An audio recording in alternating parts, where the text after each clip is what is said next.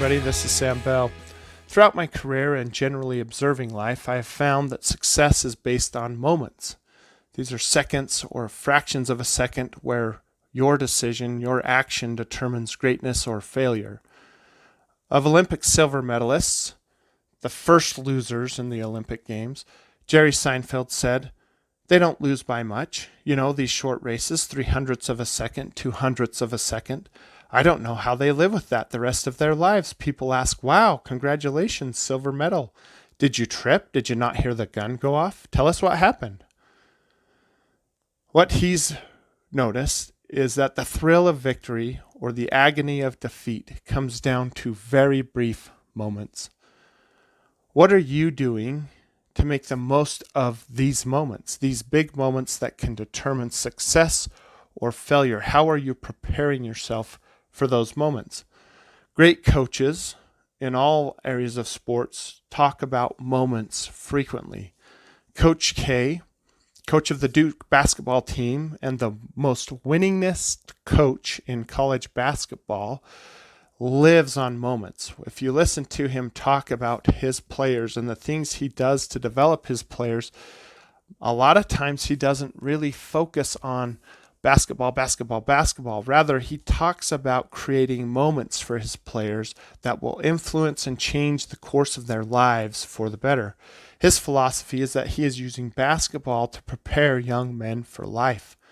This is done through moments, whether on the court, in practice, in the study hall, private meetings, or anywhere else. He can have a small impact on the player that will affect a long-lasting change and help them become successful in life. In college football, most games have around 72 plays. And college football coaches, if you listen to them after close games, they will typically recognize that one or two plays out of the 72 either won or lost the game. Outside of sports, this can also be recognized. In fact, in my career as an attorney, I've noticed many times that throughout a long and complicated lawsuit, a victory or loss can come through a simple single answer to a single question. Now, I've had this happen to me before where I've sat in depositions all day.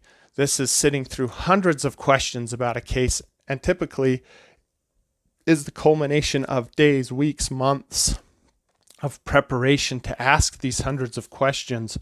And I have sat in cases that have literally been lost by a witness's single answer to just one of those hundreds of questions. The issue with moments dictating success or failure is that we don't know which moment will make us successful in advance. Coach K does not know which moments will improve his player's life. A football coach does not know which two plays will win or lose a close game. And an attorney does not know how a witness is going to answer and what answer they may say that will win or lose a case. All of these people have to be doing the right things as much as possible to achieve the right outcome when those moments come. The same is true of sales. In sales, if you look around the real estate industry, some of the biggest names have connected with some of their most important, consistent, productive clients through the simple task of prospecting. The trick is they didn't know going into a particular prospecting session that a call or which call out of the many they've done throughout their careers would produce a large and beneficial client. But they approached the task of doing the right things so that when that moment came, they could succeed. They practiced their skill sets, they practiced objection handling, and they sat down and actually went to work to try to find clients, to find business. And when the moment came that they were on the right call with the right prospect, that they had the right combination of discussion and objection handling to make a connection that has changed the course of their real estate careers and has led to great success. My invitation to you today, everybody, is to take the time, to set aside the time to work on the skills that will help you find success in that brief moment when the door opens just a little.